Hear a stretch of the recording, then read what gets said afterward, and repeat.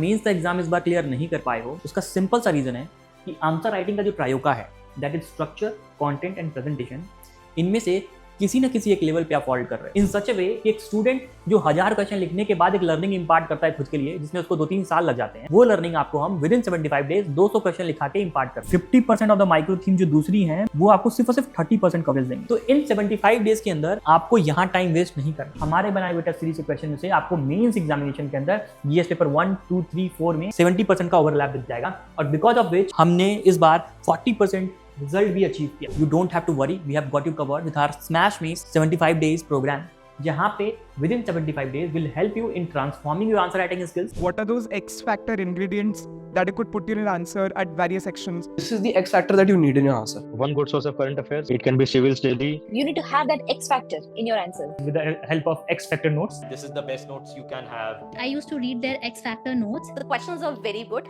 and even the answers were very detailed, and they were, I extracted a lot of content from them. अगर आप mains का exam इस बार clear नहीं कर पाए हो, उसका सिंपल सा रीजन है कि आंसर राइटिंग का जो ट्रायोका है, that is structure, content and presentation, इनमें से किसी न किसी एक लेवल पे आप फॉल्ट कर रहे हो। और अगर आप मल्टीपल मेंस देने के बाद भी इस बार मेंस का एग्जाम क्लियर नहीं कर पाए, यानी कि आप खुद से फिगर आउट नहीं कर पा रहे कि आप इन तीनों में से किस लेवल पे फॉल्ट कर रहे हो, यानी कि वो आपके लिए एक ब्लाइंड स्पॉट है। And to identify those blind spot, आपको एक मेंटर की जरूरत है जो कि आपके लिए आइडेंटिफाई करे, ताकि आप इंप्रूव कर पाओ अपनी आंसर राइटिंग जर्नी में। नाउ अगर आप नेक्स्ट अटेम्प्ट देना चाहते हो and you are very sure about it, तो आपको लिमिटेड टाइम के अंदर मेंस के लिए इंप्रूवमेंट करनी पड़ेगी, और उसके लिए सिर्फ हार्ड वर्क और मोटिवेशन से काम नहीं चलेगा। You need smart work and planning. Now अगर आपके पास कोई प्लान नहीं है या आप कंफ्यूज हो कि विद इन लिमिटेड टाइम आप अपनी आंसर राइटिंग को कैसे ट्रांसफॉर्म कर सकते हो होलिस्टिकली, तो you don't have to worry, we have got you covered with our smash mains 75 days program, जहां पे within 75 days will help you in transforming your answer writing skills, जिससे न केवल आप मेंस को निकाल पाओ बल्कि अपनी प्रिपरेशन को इंटरव्यू प्रूफ बना पाओ। नाउ नेक्स्ट 75 डेज की जर्नी कैसे होगी और आप कैसे इंप्रूव करोगे, उसको समझते हैं। स्क्रीन पे पूरा प्लान है और ये साइंटिफिकली डिजाइंड है इन सच ए वे कि एक स्टूडेंट जो 1000 क्वेश्चन लिखने के बाद एक लर्निंग इंपार्ट करता है खुद के लिए, जिसमें उसको 2-3 साल लग जाते हैं, वो लर्निंग आपको हम विद इन 75 डेज 200 क्वेश्चन लिखा के इंपार्ट कर देंगे। नाउ अगर आप देखोगे तो क्रोनोलॉजी वाइज डे 0 से लेके डे 75 तक आप क्या क्या सीखने वाले हो वो दिया हुआ है। विद इन 15 डेज आपकी स्ट्रक्चरल कॉम्पिटेंसी बेटर हो जाएगी by learning different framings of question and theme demand approach. फिर अगर आप मूव करोगे आगे तो विद इन 38 डे, एक महीने के अंदर आप फैटल 5 मिस्टेक्स करना बंद कर दोगे by learning the function of directive, conclusion frameworks and other things as well. Within 45 days आपकी कंटेंट कॉम्पिटेंसी बेटर हो जाएगी, आप फ्रेमवर्क के बेसिस पे पॉइंट जनरेट करना सीख जाओगे, और आपको आर्टिकुलेशन का DAE अप्रोच आ जाएगा, यानी कि आप अपने आइडियाज को कॉपी के अंदर बेटर प्रेजेंट कर पाओ। नाउ मूविंग ऑन, अगर आप देखोगे तो विद इन 60 डेज आपकी प्रेजेंटेशन की कॉम्पिटेंसी भी बेटर हो जाएगी, आपको different types of diagram use करना आ जाएगा, आप इनोवेटिव मेथड सीख पाओगे प्रेजेंटेशन टेक्निक के, जिससे आपकी कॉपी की जो वर्टिकल व्यू है वो बेटर हो जाएगा। नाउ आफ्टर दैट अगर आप देखोगे तो आप वैल्यू एडिशन और पीयर लर्निंग की तरफ जा सकते हो। नाउ समझने की बात यह है कि आपको पहले दिन ही वैल्यू एडिशन नहीं सीखना है, पहले दिन ही प्रेजेंटेशन नहीं सीखना है, पहले दिन ही आप कंटेंट नहीं आर्टिकुलेट ढंग से कर पाओगे। There is a way to do it, there is a step by step chronology जिसके थ्रू आपकी लर्निंग होगी, right? So you have to keep this thing in mind. Now ये तो था कि आपकी आंसर राइटिंग को हम कैसे ट्रांसफॉर्म करेंगे विद इन 75 डेज। अब हम ये समझते हैं कि हमको प्रिपरेशन कैसे करनी है within this 75 days. Now mains के लिए जितने भी सब्जेक्ट हैं सबको हमने इस टेबल में डाला हुआ है, और उसके लिए एक्सपेक्टेड नंबर ऑफ डेज कितने लगेंगे वो भी हमने सामने टेबल में मेंशन किया हुआ है। लेट्स सपोज कि आपको पॉलिटी प्रिपेयर करना है विद इन 10 डेज, राइट? तो आपको मेंस के पॉलिटी प्लान पे जाना होगा। Now this is the plan for polity that you have to prepare in 10 days, right? Now screen पे पूरा प्लान है जहां पे ये मेंस का जो सिलेबस है पॉलिटी का वो दिया हुआ है। हर एक सिलेबस के अंदर जो माइक्रो थीम आपको प्रिपेयर करनी है वो दिया हुआ है, हर एक माइक्रो थीम पे कितने क्वेश्चन आ चुके हैं, क्या फ्रीक्वेंसी रही है वो दिया हुआ है, और हर एक माइक्रो थीम को प्रिपेयर करने के लिए कितने नंबर ऑफ एक्सपेक्टेड डेज होने चाहिए वो दिया हुआ है, जिससे आपको हर दिन का क्लियरली पता हो कि क्या कवर करना है साइंटिफिकली। नाउ ये टोटल 31 माइक्रो थीम्स है। हो सकता है बहुत लोगों को कि 31 माइक्रो थीम्स 10 दिन में प्रिपेयर करना बहुत टफ लगे, सो what you can do is आप यहां पे भी प्रायोरिटी कर सकते हो। आप उन माइक्रो थीम को पकड़ सकते हो जिनकी फ्रीक्वेंसी ज्यादा है, यानी कि पिछले 13 साल में 2013 के बाद से अभी तक जो पेपर हुआ है मेंस का, पिछले 13 साल में उन माइक्रो थीम को पहले प्रिपेयर करने की कोशिश करो जो 3 बार से ज्यादा आ चुकी है। सो जब हमने फिल्टर लगाया तो what we got is we got 11 micro themes which are more important, यानी कि जो 31 का नंबर था वो 11 पे आ गया, इतना रिड्यूस हो गया। तो अगर आप देखोगे these are the micro themes which are very important from the mains perspective with respect to polity subject, right. और अगर आप इन माइक्रो थीम्स का इंपॉर्टेंस देखना चाहोगे कि इनका इम्पैक्ट क्या होता है, तो यू विल फाइंड कि ये इस बार का पेपर है 2025 का, ये पॉलिटी के सारे क्वेश्चंस हैं। टोटल 10 क्वेश्चन में से 6 क्वेश्चन इन्हीं प्रायोरिटी वाले माइक्रो थीम से आ गए, यानी कि 60% of coverage from 11 micro theme. Now अगर मैं आपको बिगर पिक्चर दिखाऊं तो आपको ये पता चलेगा कि 50% of the micro theme will give you 70% coverage. एक एग्जांपल के साथ मैं आपको बताता हूं कि GS2 में टोटल माइक्रो थीम 64 है, बट जब हमने फिल्टर लगाया उन माइक्रो थीम को पकड़ने की कोशिश की जो 3 बार से ज्यादा आ चुकी हैं, तो वो नंबर 32 पे आ गया, दैट इज टोटली हाफ। यानी कि क्या कि 50% of the micro themes will give you 70% coverage, और इसका मतलब ये भी हुआ कि 50% ऑफ द माइक्रो थीम जो दूसरी हैं वो आपको सिर्फ और सिर्फ 30% कवरेज देंगी। तो इन 75 डेज के अंदर आपको यहां टाइम वेस्ट नहीं करना है, आपका फुल फोकस कहाँ होना चाहिए, सबसे पहले वो इन पे होना चाहिए ताकि आप कवरेज ज्यादा ले सकें, ताकि आपका कंटेंट बेटर प्रिपेयर हो पाए, right. So this is how you have to prepare, और ये सारा काम जो है हमने ऑलरेडी कर दिया है आपके लिए। अगर आप देखोगे तो this is the 75 day plan, right, जहां पे हमने आपको ये पॉलिटी का 10 डेज का प्लान दिया, और यहाँ पे जो प्रायोरिटी प्लान है पॉलिटी का, जो प्रायोरिटी माइक्रो थीम्स है वो दे दिया। सिमिलरली अगर देखोगे तो गवर्नेंस का ये 6 दिन का प्लान है, तो गवर्नेंस का 6 दिन के प्लान के अंदर जो भी प्रायोरिटी वाली माइक्रो थीम्स है वो भी दे दिया। सिमिलरली जो व्हाइट बैकग्राउंड में है that is the overall plan, और जो पिंक बैकग्राउंड पे है that is the priority plan. तो ये सिलेबस के हर एक सब्जेक्ट के लिए हमने किया हुआ, and that will be available to you in this video के लिंक में, right. So now moving on, अब ये समझने की कोशिश करते हैं कि आफ्टर 75 डेज आप अपने लिए कैसा ट्रांसफॉर्मेशन एक्सपेक्ट कर सकते हैं। नाउ जैसा कि हमने बताया कि हम आपको ट्रेन करने वाले हैं ट्रायोका पे, that is structure, content and presentation. इन तीनों लेवल पे आपके जो भी ब्लाइंड स्पॉट होंगे हम उसको फिक्स करेंगे। तो आफ्टर 75 डेज कुछ ऐसा ट्रांसफॉर्मेशन आप एक्सपेक्ट कर सकते हो अपने लिए। स्ट्रक्चरल लेवल पे मैं आपको अगर बताऊं तो अगर एक स्टूडेंट जो क्लियरली अपने आंसर्स में इंट्रो, बॉडी, कंक्लूजन डिमार्केट नहीं कर पाता, बॉडी के अंदर डिफरेंट हेडिंग्स नहीं बना पाता, वहां से आप क्लियरली इंट्रो, बॉडी, कंक्लूजन को डिमार्केट कर पाओगे by decoding the question.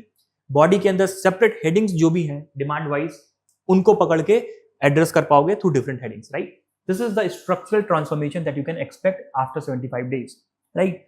Moving on, content level पे आप क्या एक्सपेक्ट कर सकते हो कि this is the kind of transformation that you can expect. एक स्टूडेंट जिसके पास आंसर के लिए कंटेंट नहीं है, जो एक ही आइडिया को बड़े पैराग्राफ के थ्रू आउट द आंसर जो है प्रेजेंट कर रहा है, वहां से आप कुछ इस लेवल पे ट्रांसफॉर्म होकर आ सकते हो, जहां पे एक स्टूडेंट के पास इंट्रो में भी लिखने के लिए कंटेंट है, बॉडी में भी लिखने के लिए कंटेंट है, और बॉडी के अंदर उसके डायमेंशंस भी बहुत सारे हैं। फॉर एग्जांपल अगर आप देखोगे तो इसने एक हेडिंग के अंदर 4 डिफरेंट आइडियाज थ्रू पॉइंटर्स दिए हैं, और हर एक पॉइंट को सब्सटेंशिएट करने के लिए भी कंटेंट।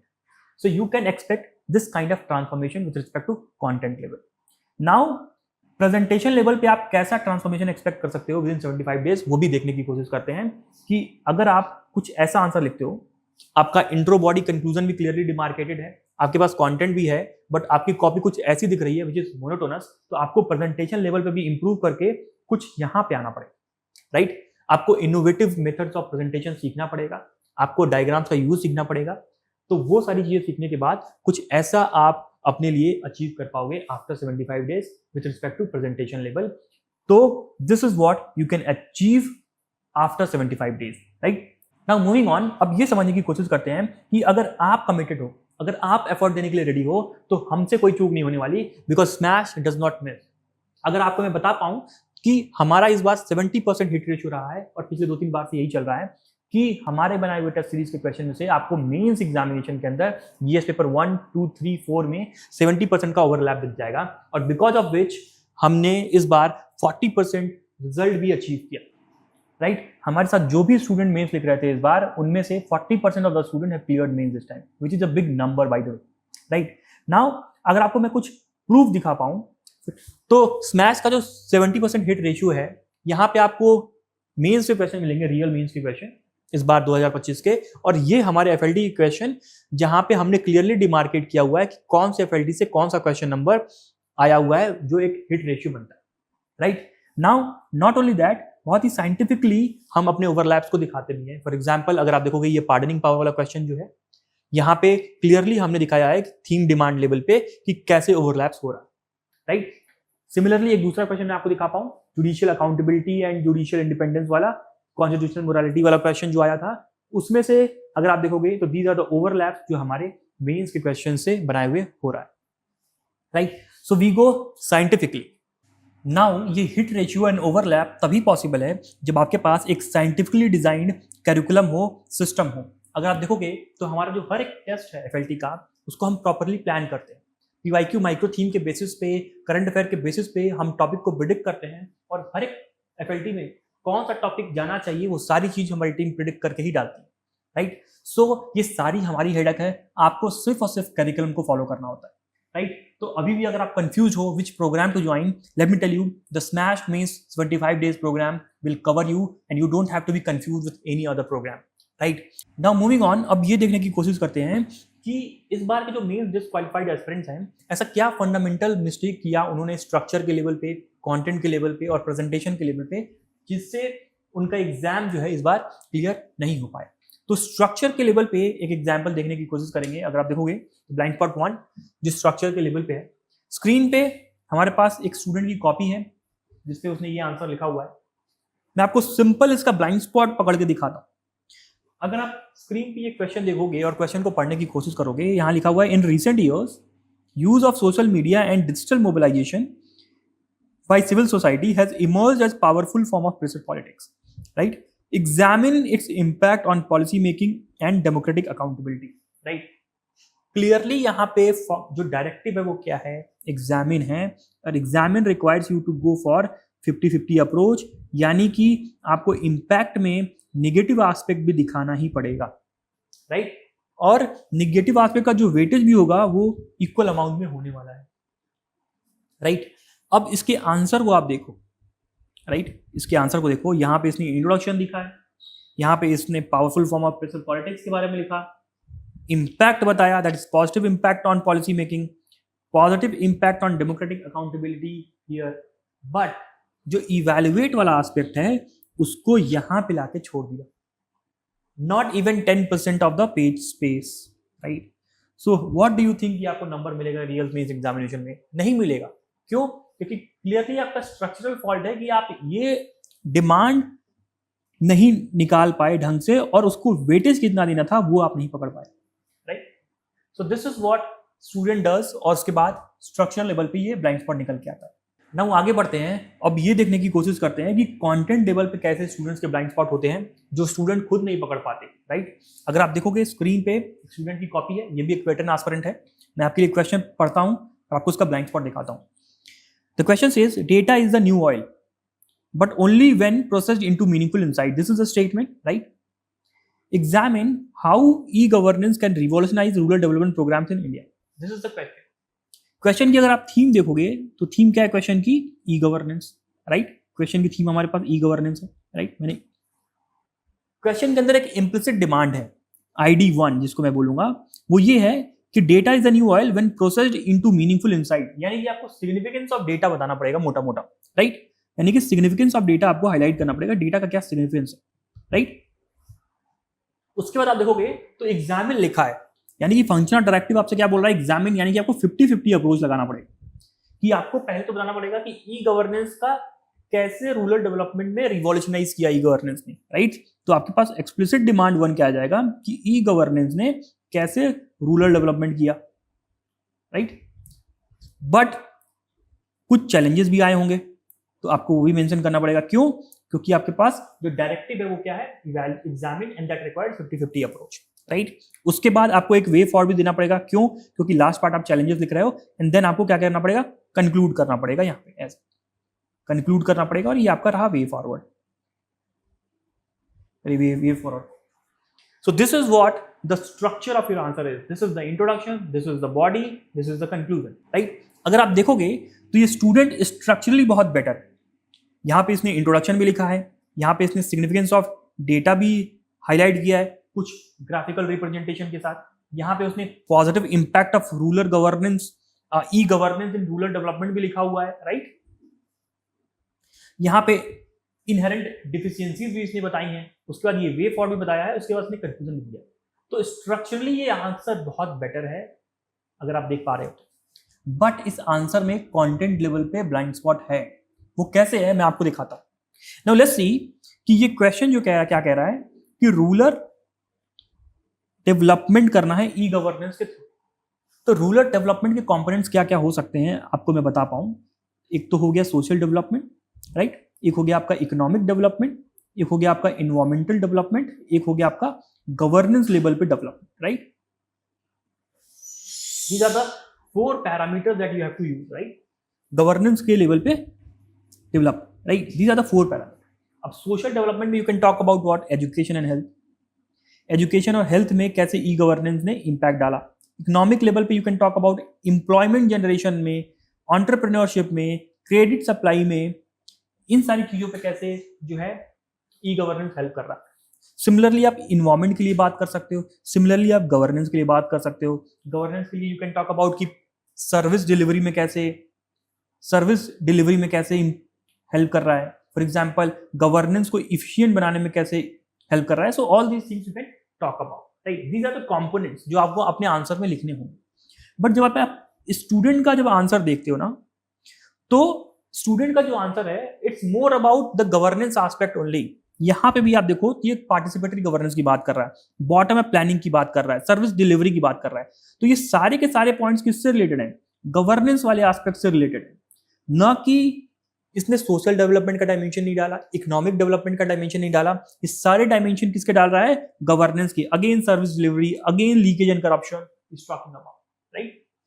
सो ये जो सारे पॉइंट्स हैं ब्लाइंड स्पॉट कंटेंट लेवल को दिखाते हैं कि इसने राइट फ्रेमवर्क नहीं लगाया अपने पॉइंट्स को जनरेट करने के लिए, राइट। अब ये एक स्टूडेंट के लिए बहुत डिफिकल्ट होता है आइडेंटिफाई करना, राइट।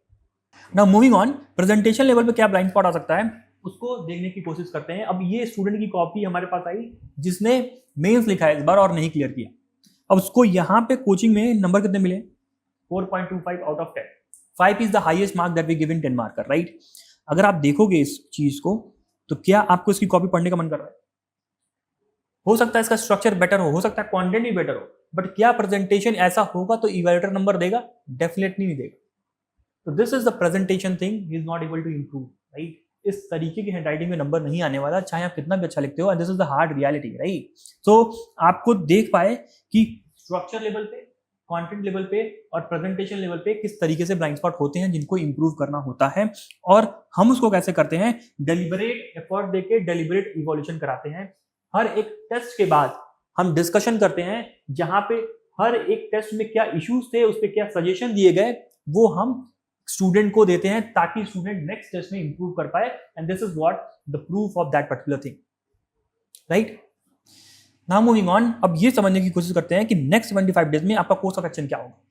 हमने आपको पूरी जर्नी दिखा दी, हमने आपको 75 डेज का प्लान दे दिया, हमने आपको आउटकम भी दिखा दिया कि आप ये एक्सपेक्ट कर सकते हो। नाउ इज द टाइम कि आपका कोर्स ऑफ एक्शन क्या होना चाहिए उसको समझेंगे। आपको इन 75 डेज में बहुत सारे माइक्रो लूप्स क्लोज करने, राइट। मतलब क्या, लेट्स से आप पॉलिटी प्रिपेयर कर रहे हो, तो पॉलिटी प्रिपेयर करने के लिए आपको ये 7 स्टेप्स फॉलो करने हैं जिससे पॉलिटी का माइक्रो लूप क्लोज हो जाए।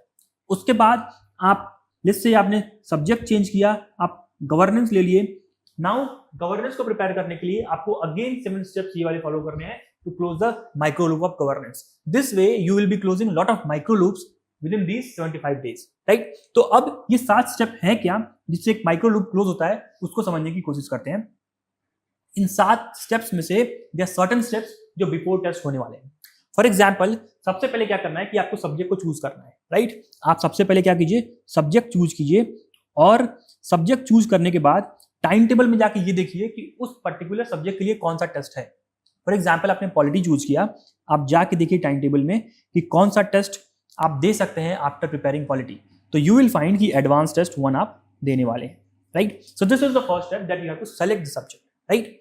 Now moving on, subject choose करने के बाद आपको माइक्रो थीम वाली बुकलेट पे जाना है कि अगर आपने डिसाइड किया कि आपको कोई सब्जेक्ट पढ़ना है, राइट, तो उसके अंदर कौन कौन सी माइक्रो थीम जो है आपको प्रिपेयर करनी है वो आपको देखना पड़ेगा माइक्रो थीम की बुकलेट से। फॉर एग्जाम्पल, आप आर्ट एंड कल्चर प्रिपेयर करना चाहते हो तो आर्ट एंड कल्चर के अंदर जो भी माइक्रो थीम्स है, ये सारी माइक्रो थीम्स आपको प्रिपेयर करनी पड़ेगी, एनालाइज करनी पड़ेगी, राइट? एनालाइज करके प्रिपेयर करनी पड़ेगी, right? Now after analysing these micro themes what will happen is कि आपको 75 डे प्लान के साथ मैप करना पड़ेगा। यानी कि आप माइक्रो थीम में पहले उन माइक्रो थीम को प्रिपेयर करोगे जो प्रायोरिटी वाली हैं, जो हमने 75 डेज में आपको दिखाया है, right? This will be the step, this will be the second step.